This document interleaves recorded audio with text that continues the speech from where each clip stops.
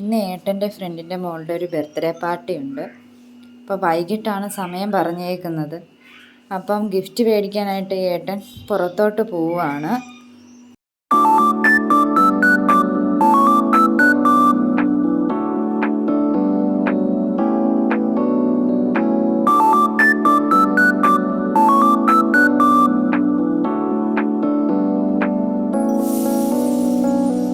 ഏട്ടൻ പുറത്ത് പോയിട്ട് വരുമ്പോഴത്തേക്ക് ഞങ്ങൾ റെഡിയാകാം എന്ന് വിചാരിച്ചു. അങ്ങനെ മോക്കുള്ള ഡ്രസ്സൊക്കെ എടുത്ത് വെച്ചിട്ടുണ്ട്. അപ്പോൾ ഫ്രോക്ക് ഇടാമെന്നാണ് വിചാരിച്ചിരിക്കുന്നത്. അങ്ങനെ ഇത് മോളുടെ ബർത്ത്ഡേക്ക് കിട്ടിയ ഗിഫ്റ്റാണ്.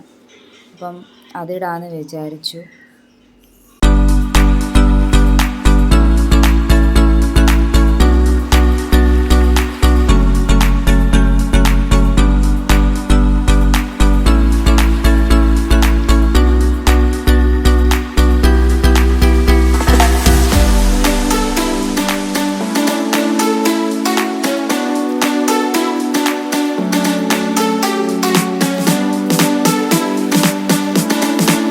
മോൾ അങ്ങനെ റെഡിയായി, ഫ്രോക്കൊക്കെ ഇട്ട് സുന്ദരിയായി. അപ്പം ഈ ഫ്രോക്കിൻ്റെ കൂടെ ഒരു തൊപ്പിയൊക്കെ ഉണ്ട്. അപ്പം ഇതാണ് ആ തൊപ്പി.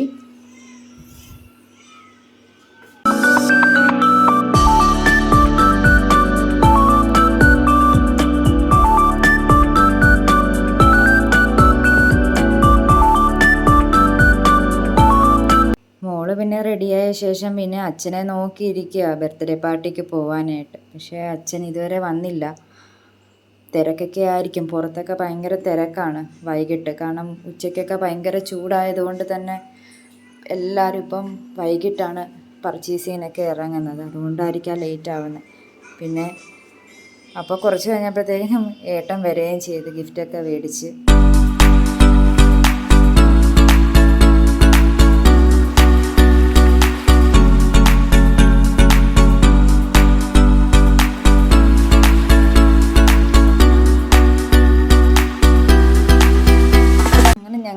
ബർത്ത്ഡേ പാർട്ടിക്ക് എത്തി. ഇതാണ് ആ ബർത്ത്ഡേ ഗേൾ. ബർത്ത്ഡേ ഗേളും റെഡിയാകുന്നതൊക്കെ ഉള്ളൂ. 7:30 സമയമായിരുന്നു പാർട്ടി ടൈം പറഞ്ഞത്. പക്ഷെ ആരും എത്തിയിട്ടില്ലായിരുന്നു.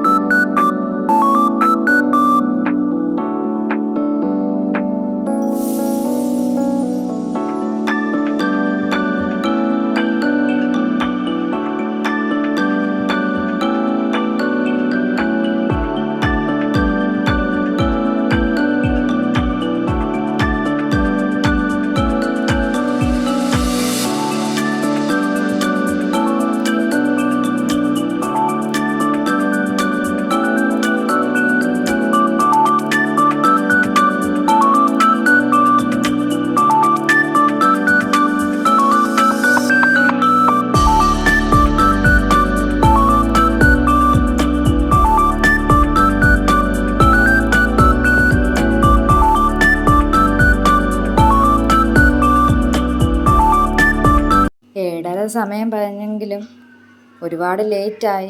8:30 8:30 ആരും അങ്ങനെ വന്നില്ല. പിന്നെ പിള്ളേർ സെറ്റുകളെല്ലാവരും എത്തി. പിന്നെ ആ മോളിരുന്ന് പിന്നെ എല്ലാവരോടും ഇരുന്ന് കളിക്കുമായിരുന്നു. പിന്നെ കേക്കുകളൊക്കെ എടുത്ത് വെളിയിൽ വെച്ച് റെഡിയാക്കി ഒക്കെ വെച്ച് തുടങ്ങി.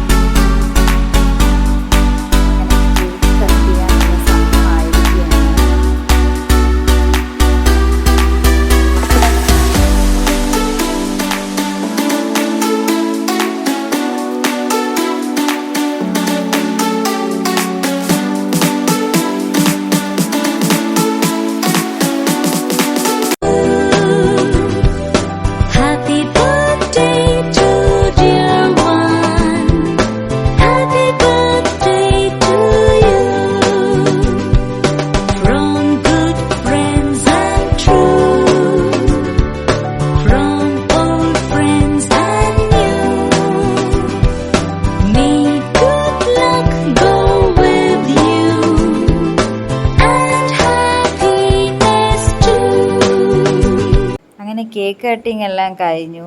അങ്ങനെ ഇനിയമോള് ഭയങ്കര നിലവിളിയായിരുന്നു കേക്കിന് വേണ്ടിയിട്ട്. അങ്ങനെ ഇനിയമോക്കാണ് ആദ്യം കേക്കെല്ലാം കട്ട് ചെയ്ത് കൊടുത്തു. അങ്ങനെ മോൾ അവിടെ ഇരുന്നുകൊണ്ട് കഴിച്ചുകൊണ്ടിരിക്കും. അങ്ങനെ ഫുഡിനുള്ള സമയമായി. അങ്ങനെ ഫുഡെല്ലാം സെറ്റ് ചെയ്തുകൊണ്ടിരിക്കുകയാണ്. അങ്ങനെ ഏട്ടനും ഉണ്ടായിരുന്നു ഫുഡൊക്കെ സെറ്റ് ചെയ്യാനായിട്ട്.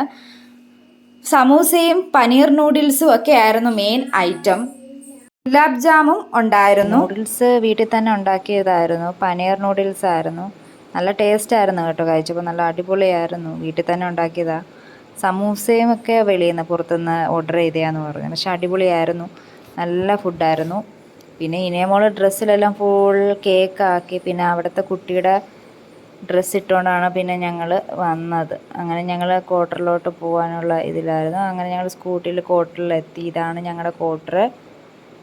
അപ്പോൾ നമ്മൾ സ്കൂട്ടി ഗ്യാരേജിലോട്ട് എടുത്ത് വെക്കാനുള്ള തയ്യാറെടുപ്പിലാണ്. അങ്ങനെ ഏട്ടൻ സ്കൂട്ടി എടുത്ത് ഗ്യാരേജിലോട്ട് വെക്കാൻ നോക്കുന്നത്. നമുക്കിവിടെ അതിനുള്ള സൗകര്യമുണ്ട്. ഗ്യാരേജ് സ്കൂട്ടി ആയാലും ബൈക്കുള്ളവർക്കായാലും നമുക്ക് ആ ഗ്യാരേജിലോട്ട് എടുത്ത് വെക്കാം. അപ്പോൾ അത് നമുക്ക് ലോക്ക് ചെയ്യുകയും ചെയ്യാം. പിന്നെ കാറുള്ളവർക്ക് പ്രത്യേകം നമുക്ക് ഷെഡൊക്കെ ഉണ്ട്. അതുകൊണ്ട് തന്നെ നല്ല ഒരു സൗകര്യമാണ് നമുക്കിവിടെ ഉള്ളത്.